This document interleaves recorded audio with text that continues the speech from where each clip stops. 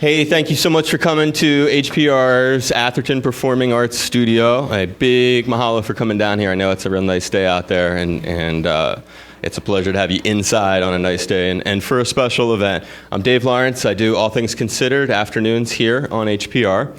And a few weeks ago, I guess it was maybe a month ago, you may have heard an interview with Mikkel from the band. And they are doing their debut performance ever here in the islands last night in Maui. They're doing their first ever performance in Honolulu tonight. And we have this thing. So welcome, you guys. Oh, thanks, man. It's good to be here. A pleasure to have you. And we have Anna behind me on the keys. And then the rest of the band here. Mikkel, why don't you introduce folks to everybody? Oh, okay. So this is Anna Bulbrook right here. She plays viola and keyboard, and she sings. Hi. Hi. That was such an awesome NPR hi, too. Hi. Welcome to NPR. I'm Eric Glass. Welcome to NPR. Today, we have a show in 3 acts. First act, bass. This is Noah Harmon. He plays the bass. This is Hello. There's Stephen Chen. He plays guitar. And this is Darren Taylor, who plays the drums. Hi. And you guys all had experience with the islands, but never before performing here? Or were you the only one? Because I remember you'd been here. I've been here, a bunch of times. I don't know about the rest of it. You got anyone else been here before? I'd never been here. 11. Just once? They were filming Jurassic Park here. Oh, wow. How long ago it was? Not part of the movie. You were just visiting. Okay. He was actually a dinosaur. He was in he was in a suit. People don't realize He was how a many. T-Rex. Yeah, no, it was like plastic suits, that whole movie. People don't know that, but. Those are the classic costumes. Noah, you been here? I think I'm the only island virgin in the band. Oh, You've wow. been here, right? Yes. How many times? Anna's been here. This is my second time. Oh, wow. So only one for you. Hey, no, Darren? this is my second time too. Last time I was here, I was 8 years old, so that was 23 years ago. Wow. Well, a nice return for you guys, and we appreciate it. They're on a tour right now. All at Once has been a happening thing for you. A lot of great songs that we've been privileged to hear. You've had a lot of support from the radio. You've had a lot of exposure. So we'll get into one of the tunes that we have a few of them to play. So we're only here till 3:45, so we'll try to cram in as much as we can. Mikkel, what would you like to go with first? Oh, we'll start with Changing. Sounds good.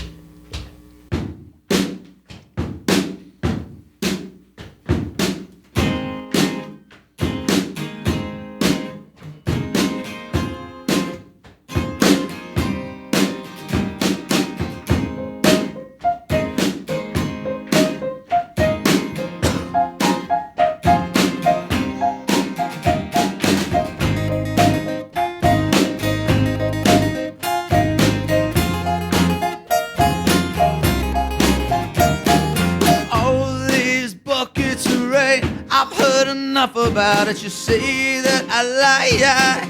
Well, I am a gentleman, didn't I ask for a place I could stay? What were we both thinking? The next part just got in the way. You were just always talking about changing. What if I was the same then? The same I always was.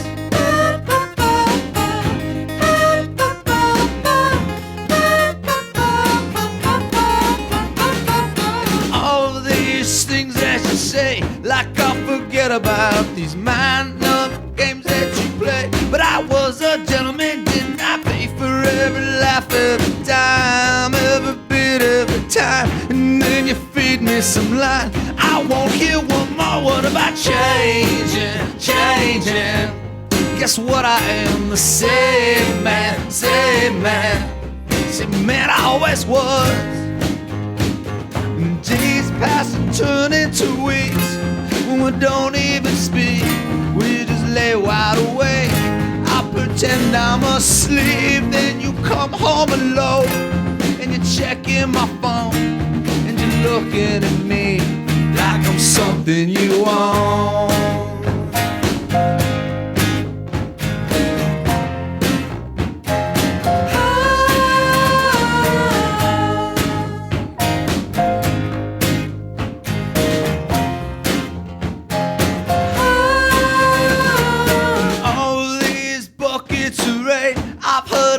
About it, you say I'll never try, but I am a gentleman, didn't I answer every time that you call? Did I pick you up when you fall? Did you ever hear me at all? Will you just always talk about change?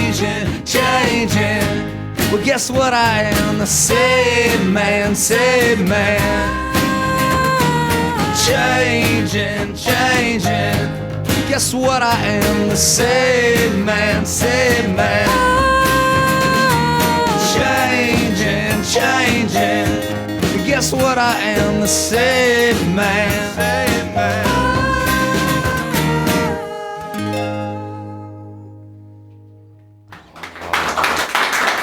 That was good.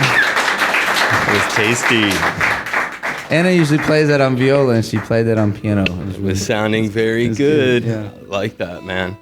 Airborne Toxic Event. Airborne Toxic Event. And you guys, these performances that you guys have, I mentioned it earlier when I was sort of introducing you.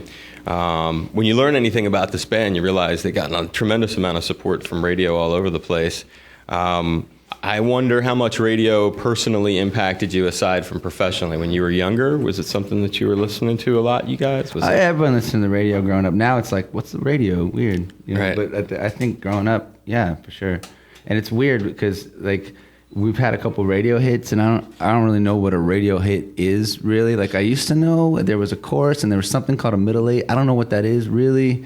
Our producer from this record told me, like, you got to write a middle eight for a song. And I was like, what's that? It's like a formula. Yeah, there's like a whole thing, I guess. I don't know. So none of our songs really follow that. So I don't know. It seems more like, though, it's been a matter of just touring. We've done so much touring. Right. We've played almost 600 shows, I think, something What like are that. some of the coolest places that you've gone, and also places We went to where- Honolulu once. That was Right. awesome. And wherever you've gotten a strong response to.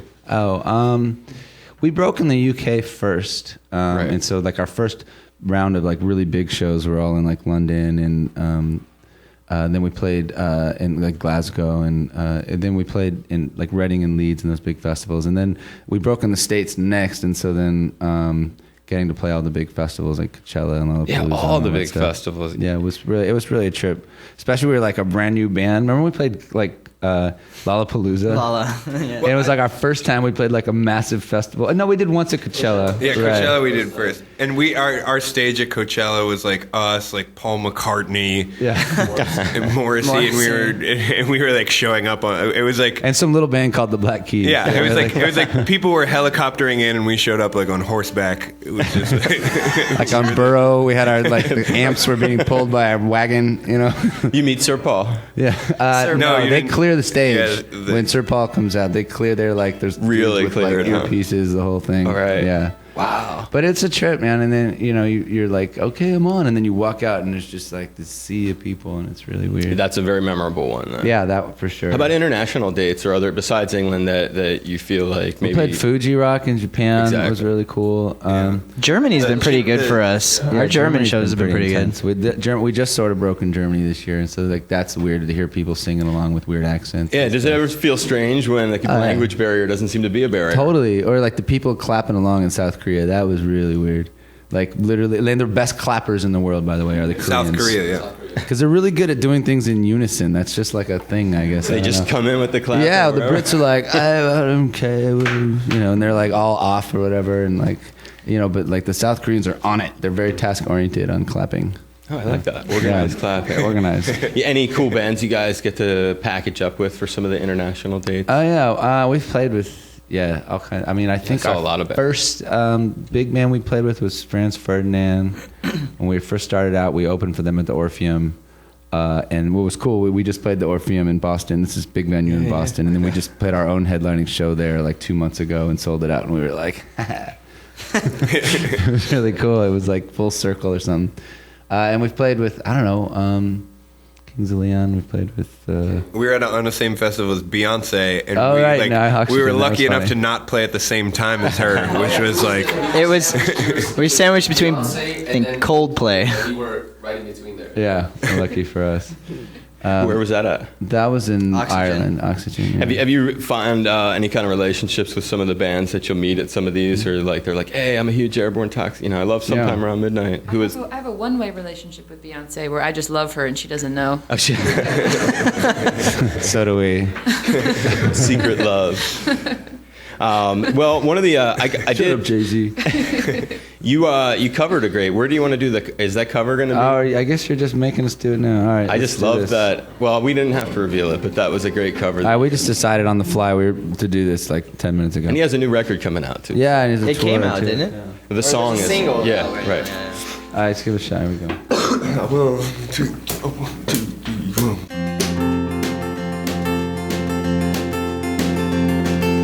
Hey little girl, is your daddy home? Did he go and leave you all alone?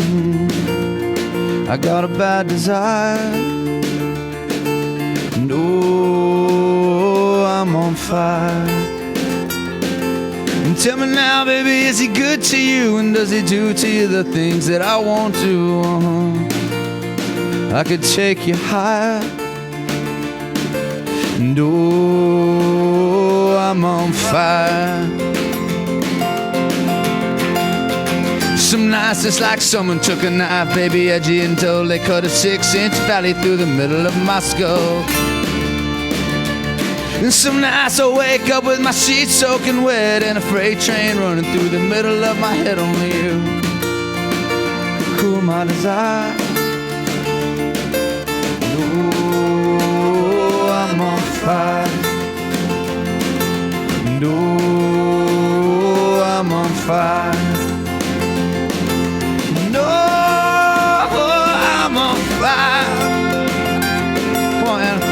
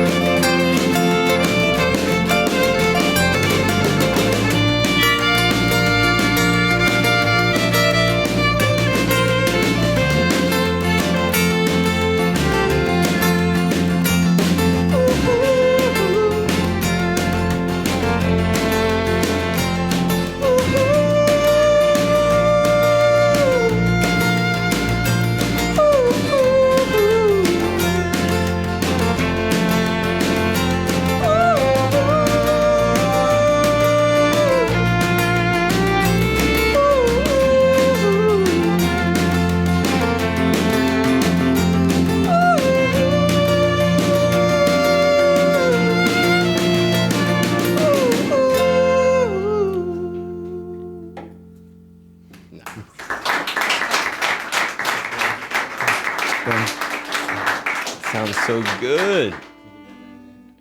You guys digging this? Enjoying yourselves? One of the things that's neat about this band, and not every band has a member of the group who's been a part of NPR, so to speak. So it would be wrong to not acknowledge that.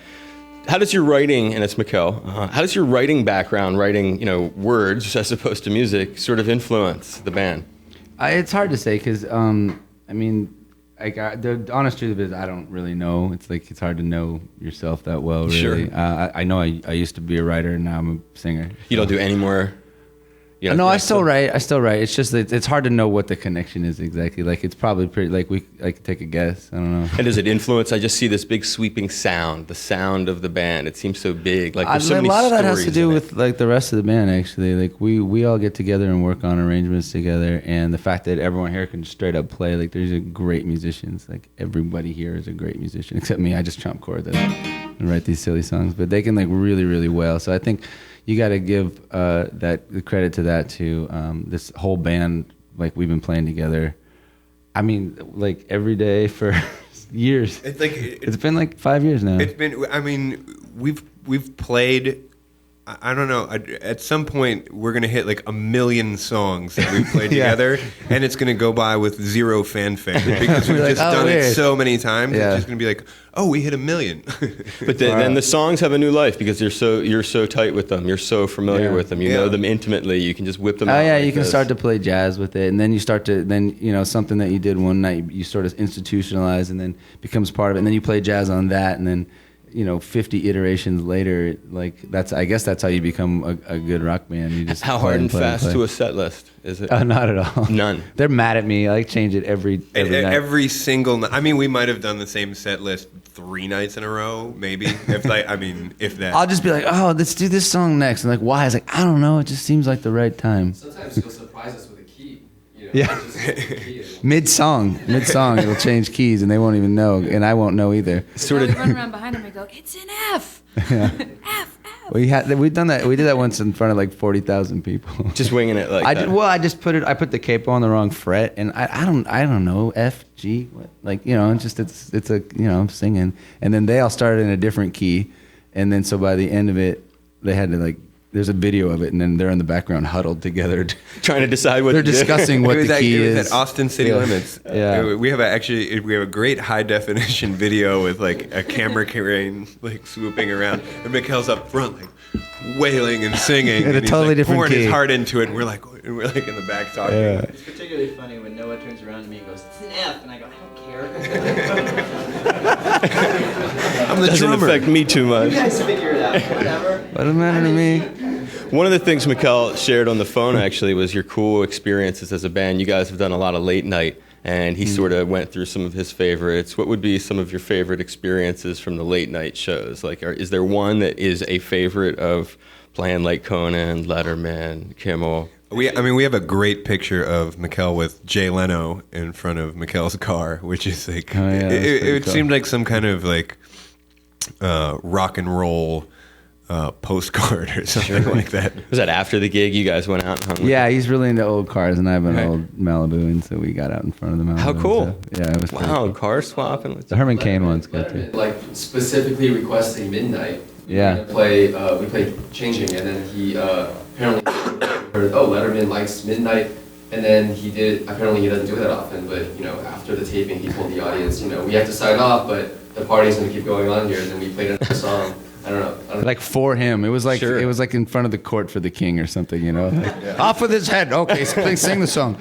Was that And you don't want to mess up. You've got like your lute, and like, oh, the king is so, and like. Well, they asked if we were okay with it first, and we were like, "What are we going to say? No." We're like, "No, that's all right." Did Paul sit in on that too?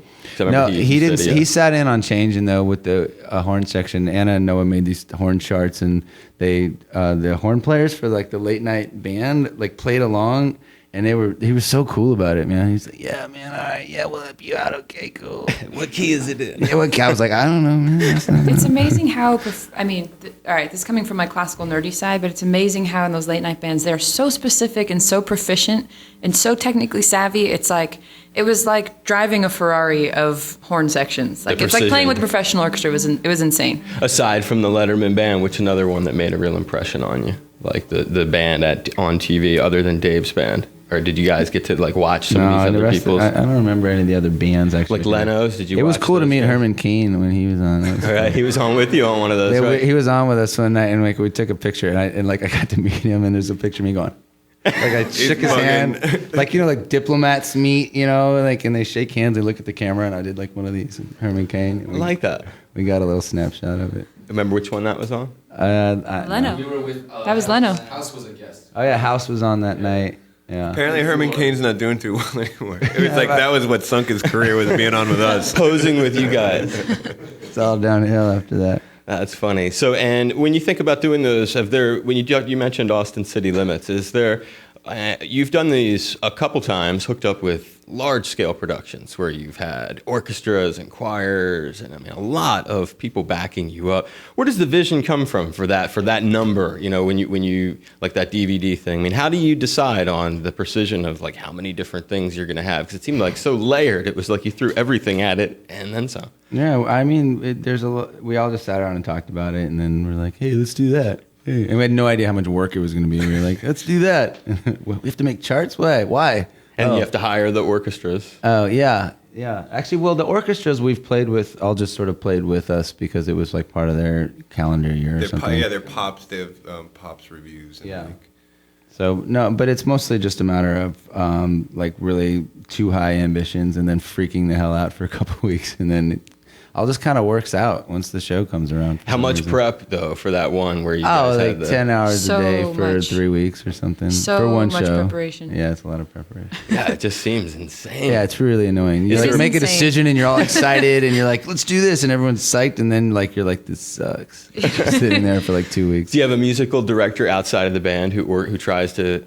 You guys We've just worked wing with an it? arranger who like we'll sit with and do music files where we'll put the song up and then we'll grid out what the different sections of the orchestra are doing, and so then we write internal harmonies and we write extra melodies and extra rhythms and stuff like that. Does it ever feel like a song like Sometime Around Midnight is difficult to reproduce live because it has this big kind of sound, or when you go to tackle that, it's just as...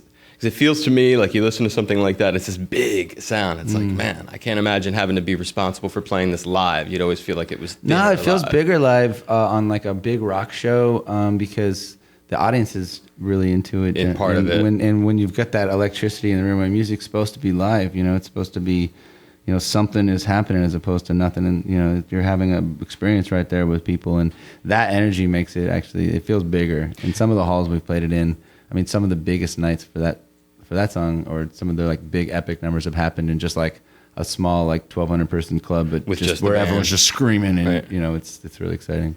And there's no difference with the size of the venue either that you guys find. You get a charge. Is it a rush when you do some festival? There's like 20, 30,000 When we people. did Austin City Limits the last time, I think we walked out and started playing, and then I think halfway through the set, I looked up and I realized how many people were out there, Yeah. and I suddenly got nervous. Like 2/3 of the way through the show, I looked up and went, "Oh my goodness!" Is it easier Just when a sea of people. It was so many people. I've never seen that many people in one place, except watching Snoop Dogg at Lollapalooza. watching somebody else play? Is it easier than with a smaller crowd? Is it No, easier to it's make a harder connection? sometimes. It doesn't matter. depends. It It's depends. night by night. We always say you got to play the show you're playing and not the one you're not. How did the Maui thing go? Maui was awesome because they were just so excited we were in Maui. They were like, nobody Right. comes here. They don't get that many shows. Yeah, they were really appreciative. It was a great crowd. Just Which very venue was enthusiastic. it out there? The Mac. Yeah, I know the Mac, but the outdoor Oh, no, the indoor. at the castle. Yeah, inside. Yeah, the there's thing. nice acoustics in there. Yeah, it's beautiful. I love playing halls like that. Yeah, no, it's nice. Well, we have our humble acoustics here, but it is Oh, this is a great little studio. Are you kidding yeah. me? This is We've where had you're a supposed lot to of people sing. in here too. We had Really? Ziggy Yeah. Marley in here. Oh, really? We just did an interview with Ben When did we Vereen sing the other Marley? day. Was that at Oxygen also? It sounds familiar. I remember seeing his name. No, it was Download Festival. That's what it was. Ooh, Yeah, it was in London. Yeah. Outside of Never been London. at all. Yeah. that's Donington, right? Good, Or whatever. good. Wow. Yeah, outside of London. Way to go. Yeah, that's where like I know because Sabbath is playing in a couple. Can I just acknowledge that you guys are the most tan radio station people I've ever seen? I just I want to acknowledge that you look really healthy and like you've seen some sunshine, and it's really refreshing. We like Very that. different from Milwaukee. It's very different from pretty much everywhere else in the whole world. Yeah. Well, maybe or thank all you. of England. Maybe you'll get some. How much time are you here before you leave? So you maybe get We've some been sun. here for a few days and then leaving in a couple. So it'll be like a week when I'll Staying on this island or cruising from this island? Well, we were in Maui for a few Right. days and then we're staying here for a couple days. We like that. You'll get a little tan. Oh, for sure. You like the That's the semi-tan plan. band, Yeah. we call it. You want to do another jam? Yeah, we're gonna do Sometime Around Midnight. Nice.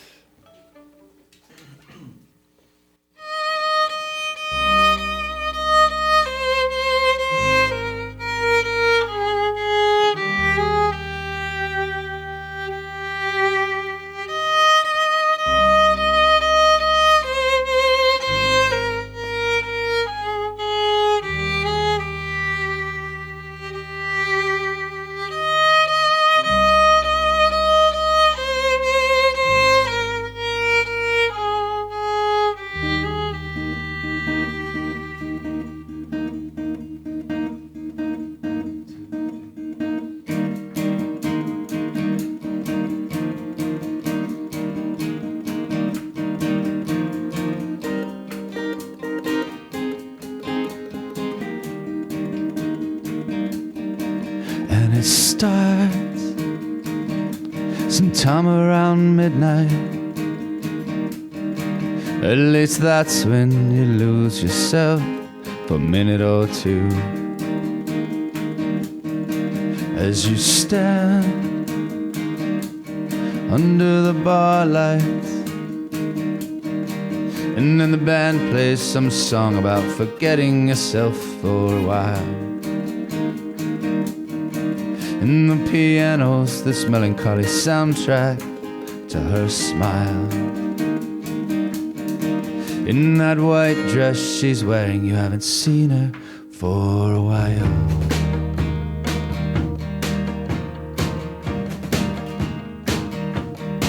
But you know that she's watching, 'cause she's laughing and turning. She's holding her tonic like a cross. The room's suddenly spinning as she walks up to ask how you are. And you can smell her perfume, you can see her lying naked in your arms.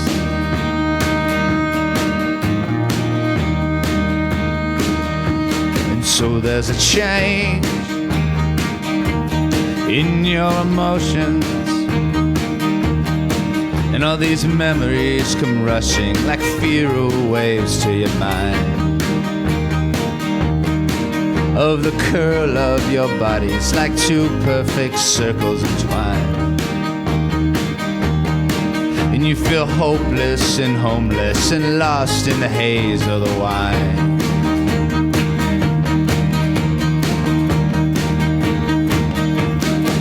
Then she leaves with someone you don't know, but she made sure you saw her. She looks right at you and bolts. As she walks out the door, your blood boiling and your stomach in ropes. When your friends say, what is it? You look like you've seen a ghost.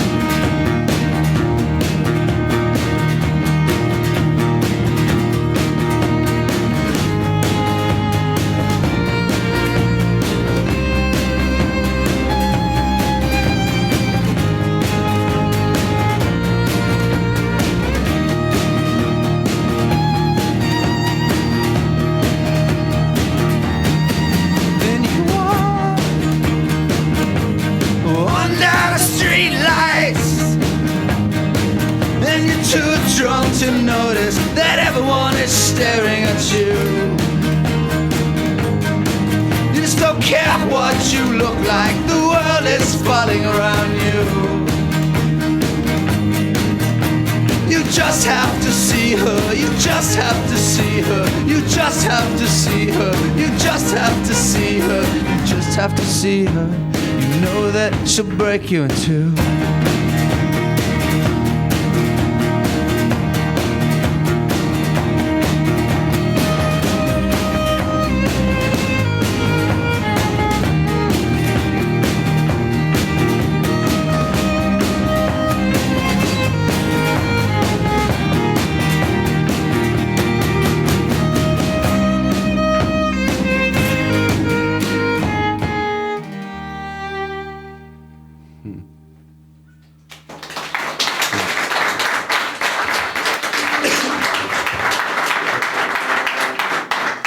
Epic, bro.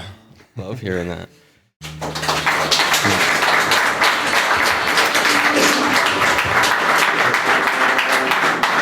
It's epic, bro.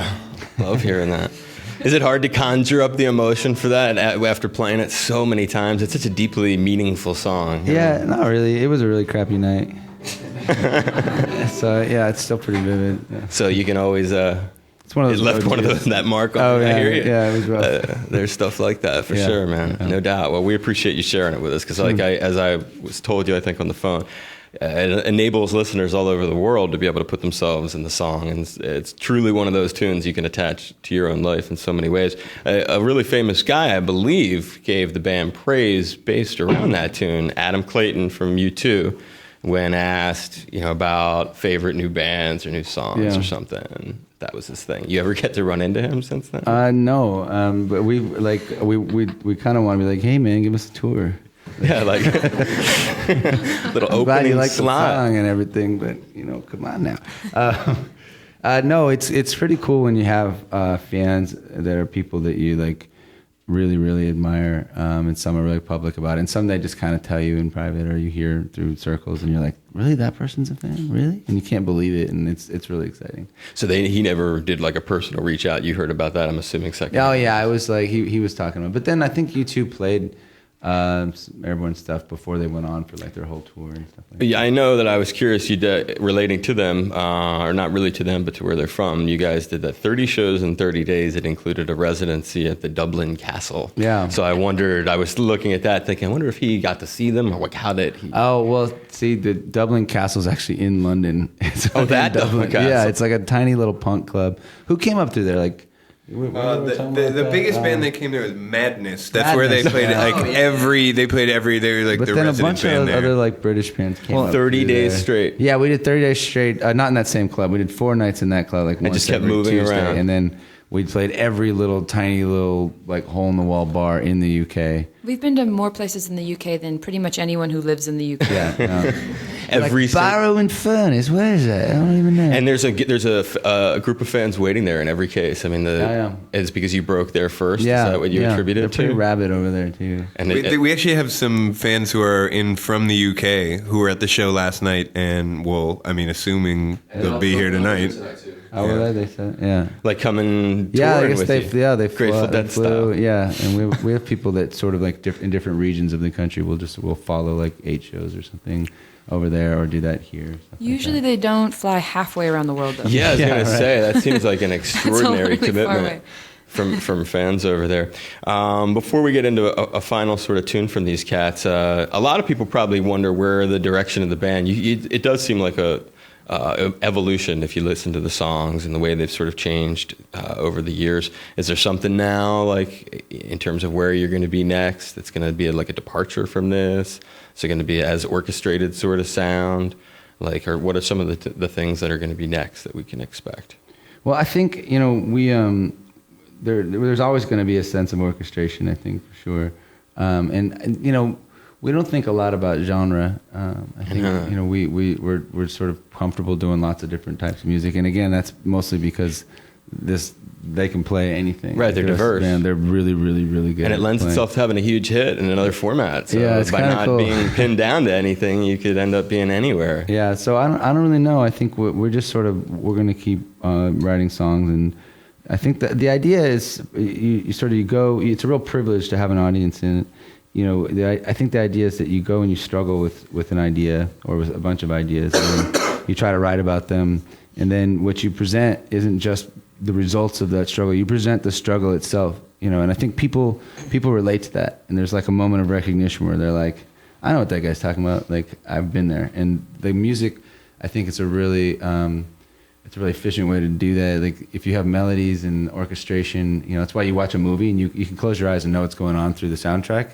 And that, there really is a mood. It's like a cue to it. Yeah, and so musically speaking, then the various melodies, rhythms, and arrangements and stuff can really bring a moment to life. And it's all about that moment, though. Like, there's something in you in that moment where you're like, I'm here alone with this idea, and it's just overwhelming to me, and I don't know what to do with it. And it's either anger, or in some cases it's, sadness, in some cases it's love, I don't know. But whatever it is, the idea is to bring other people into that moment with you. And that's a privilege, and that's a job that you have if you're an artist. It's the opportunity that you get. And so we take that very seriously, and we'll continue to take that seriously. And when it comes to putting these ideas together, so you're saying that everyone's going to really contribute. Are there ideas? Are there things now? Is there like another No, big, there are no ideas. Nothing None. ready for Not a single idea. a We're done. vacancy? We're tapped out. That's it. Panicking. We're just going to keep playing Midnight for the next Nihilism. 20 years. That's it. No.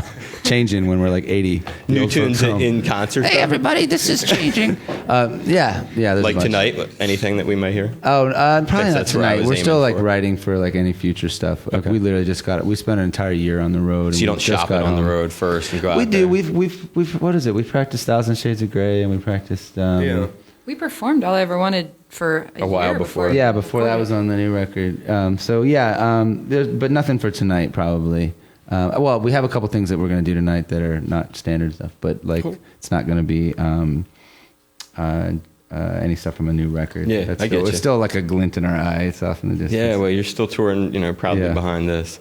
Well, we have one more tune from these guys before we send you off to have the rest of your afternoon. Again, thanks for coming down here. Really appreciate it. Thanks to all our military brothers and sisters here in the audience, too. Really appreciate what you guys do.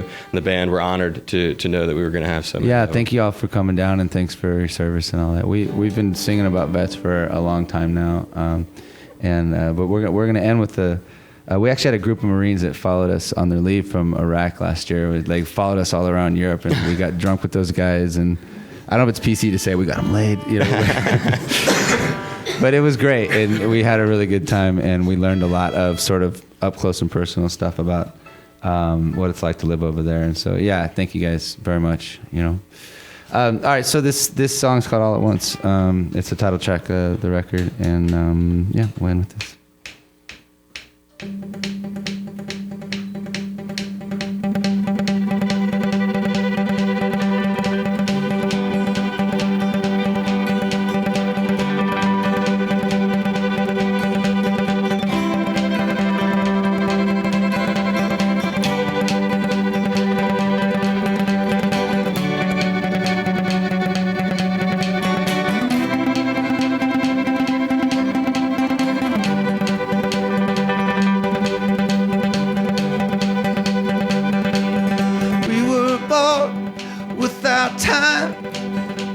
Nameless in the arms of a mother, a father, and God.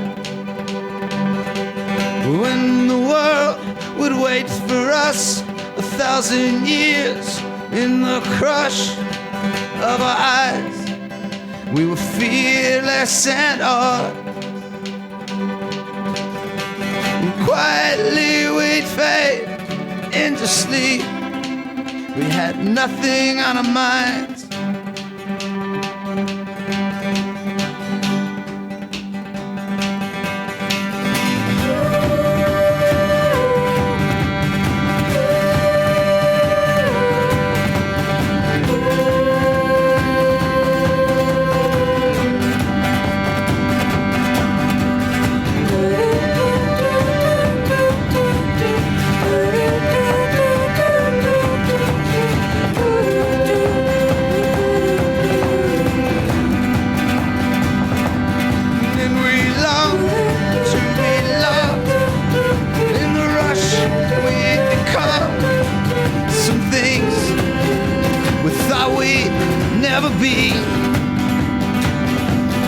Surprised by how hard we're left weary and scarred by the nights spent feeling incomplete.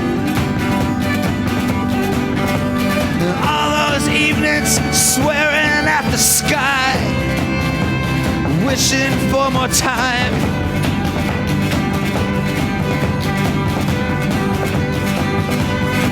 All the promises we broke when we tried, just wasted all our time.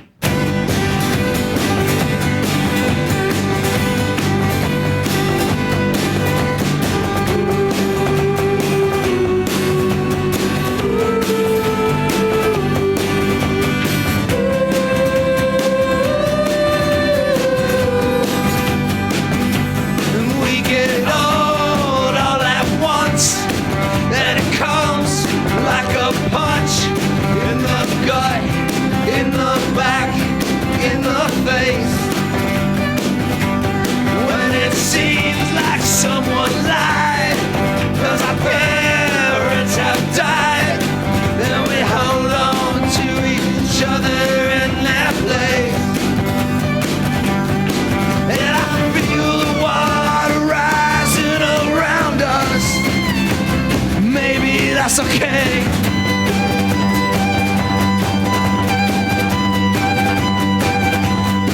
Yeah, I feel the world changing all at once. I hope it'll be okay.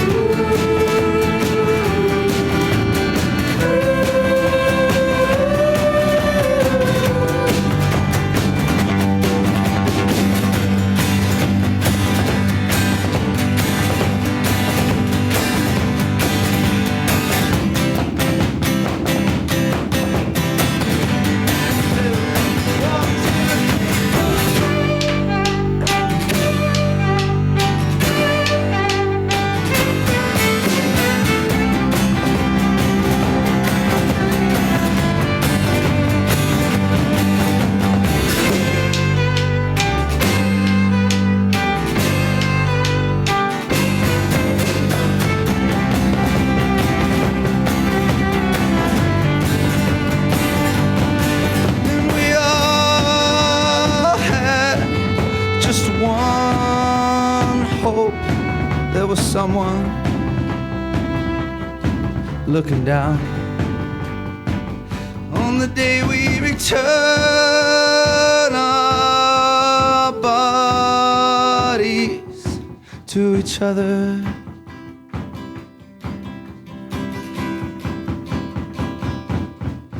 and the ground.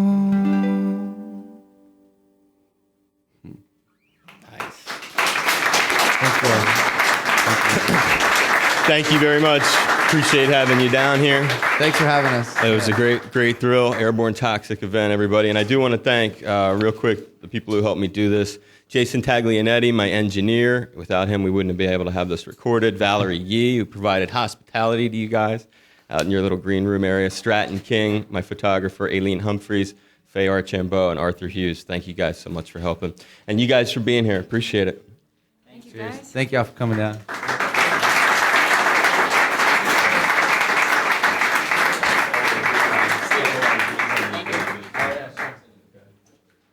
Aloha, this is Mikel Jolet from the Airborne Toxic Event. And you've made a great choice, Hawaii. You're tuned into the only show that matters with my good friend Dave Lawrence. Wouldn't it be funny if this was like, and screw every other radio station? Yeah. Aloha, this is Mikel Jolet from the Airborne Toxic Event. And all things really are considered. Really? When you're tuned into my friend Dave Lawrence, hey, brother Dave, let's make it a happy, healthy 420. Is this for real? This is listener-supported Hawaii Public Radio. 420? I love it. All right. Can we just keep the impromptu thing going? All right.